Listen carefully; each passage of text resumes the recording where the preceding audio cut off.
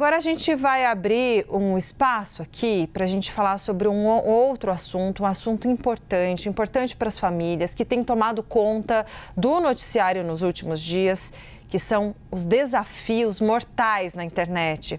Na semana passada, vocês acompanharam, uma menina de 8 anos morreu aqui em Brasília, depois de inalar aerosol de desodorante. Para falar sobre a relação entre as redes sociais e crianças, a gente vai conversar agora com a Gabriela dos Santos Lusquinhos, promotora de Justiça da Infância e Juventude do Estado do Rio de Janeiro. Doutora Gabriela, desculpa, não sei se eu falei seu sobrenome corretamente, se não, a senhora já me corrige aqui no ar para a gente deixar seu nome direitinho, como é que fala seu sobrenome.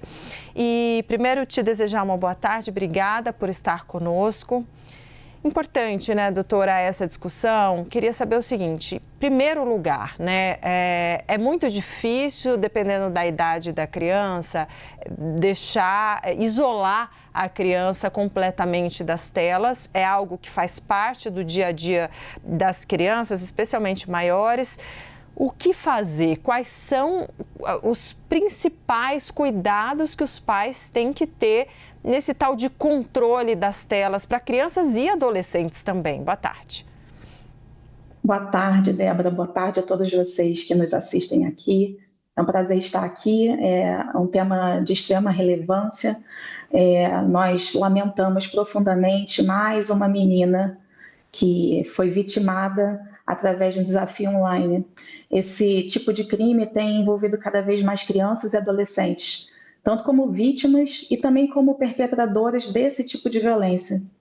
O fato é, redes sociais não foram desenhadas para que fossem usadas por crianças e adolescentes. Esse é um fato. Sabemos que nesse mundo que nós vivemos, em que a conectividade faz parte da vida de crianças e adolescentes, prematuramente, nós precisamos cuidar da proteção delas. Com o aumento da violência nas ruas, os pais passaram a adotar condutas superprotetoras. Então, como na minha época, eu brincava na rua. E essa ideia de brincar na rua passou a ser um temor para os pais, porque eles temiam pela violência, impedindo então que seus filhos brincassem na rua. E com isso, e somada à pandemia, crianças e adolescentes passaram a ter acesso a redes sociais e ao uso de internet muito prematuramente. Nós, pais, eu também sou mãe de um adolescente e também passo por todos esses desafios que todos os pais de crianças e adolescentes passam. Nós, pais, temos um grande desafio, porque a lei diz, o Estatuto da Criança e do Adolescente prevê como obrigação nós salvaguardarmos as crianças e adolescentes de todo tipo de situação que possa causar dano à vida delas. E é claro e é fato que rede social, internet, não é um lugar seguro para crianças e adolescentes. Então, nós, pais, precisamos cuidar, monitorar, supervisionar e, mais do que tudo, nós precisamos conversar com os nossos filhos, explicar quais são os riscos do uso de redes sociais. E ainda assim, nós precisamos supervisionar, porque crianças e adolescentes, principalmente adolescentes, eles têm a ideia de que têm superpoderes e que podem dar conta do uso dessa ferramenta que é extremamente perigosa. Essa situação demanda uma atuação coletiva de todos nós, sociedade. O artigo 227 da Constituição fala que é dever de todos nós, dever da família, da sociedade, do Estado, assegurar que criança e adolescente fique a salvo de todo tipo de violação de direito e de negligência. E quando a gente fala de permitir que crianças e adolescentes usem rede social sem cuidar, sem ter o cuidado, sem monitorar, sem orientar, sem fazer o controle parental do que está sendo visto, tanto da qualidade do que se está sendo visto, quanto da quantidade, nós estamos agindo de forma negligente. Então, também o Estado precisa adotar medidas para proteger essas crianças e adolescentes que usam redes sociais e internet. Então, é uma ação conjunta que demanda uma atuação de toda a sociedade. Doutora, deixa eu uma pergunta, talvez possa até soar um pouco ingênua, mas é uma pergunta que eu sempre me faço, que é o seguinte, falando especificamente sobre os desafios da internet, qual é a motivação desses criminosos que lançam desafios na internet? Vamos usar o caso do que matou a menina, do desafio do desodorante, da inalar desodorante. Porque, por exemplo, tem alguns desafios que a gente sabe que é para gerar conteúdo para venda de pedofilia, por exemplo. Mas, neste caso, qual é a motivação de automutilação, desse de inalar o desodorante?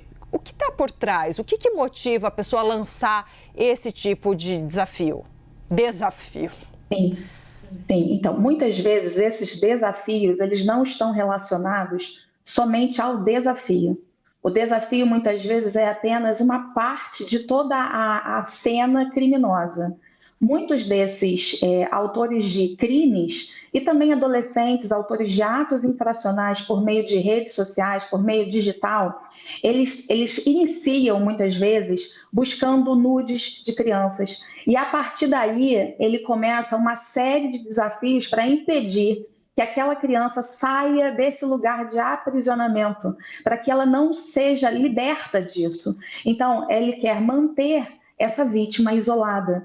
Muitos estudos apontam que crianças que são vítimas e que também adolescentes que são autores de atos infracionais no meio digital são crianças e adolescentes que passam por um tipo de isolamento, muitas vezes em razão de bullying que sofre na escola, muitas vezes em razão de situações dentro da sua família, por situações de violência que vive. E a forma de reagir a essa violência que ele sofreu é através da violência, é através de causar mal a alguém, é através de provocar a mutilação e provocar também a morte de alguém. Então, existe, volto a dizer, em relação ao uso de redes sociais, logo que iniciou o uso de redes sociais, as empresas não sabiam que era seguro usar redes sociais. E simplesmente todas as pessoas usaram porque todo mundo estava usando. Só que agora, psicólogos, estudiosos, pesquisadores analisam todos os transtornos mentais, psíquicos, todo tipo de sofrimento que o uso excessivo, sem monitoramento, tem causado para as nossas crianças e nossos adolescentes, levando-os para esse lugar de vulnerabilidade, em que são presas fáceis de todo tipo de crime e também, muitas vezes, acabam praticando atos infracionais. Além da questão criminosa, que é uma selva, né? Enfim, com toda a gama de criminosos, né? Livres ali, em que as crianças estão livres, circulando por ali, muitas sem auxílio, tem também a questão dos vídeos curtos, né? Que apodrecem o cérebro, já se sabe disso, aquelas injeções de dopamina no cérebro, o quanto isso que às vezes os vídeos, não, mas isso é vídeo só de gatinho e que vai apodrecendo o cérebro das crianças também. Doutora, muito obrigada por ter conversado conosco. Falamos com Gabriela dos Santos Lusquinhos, promotora de Justiça da Infância e Juventude do Rio de Janeiro. Obrigada por essa entrevista esclarecedora. Um bom sábado para a senhora. Obrigada, Débora. Bom sábado a todos vocês. Obrigada.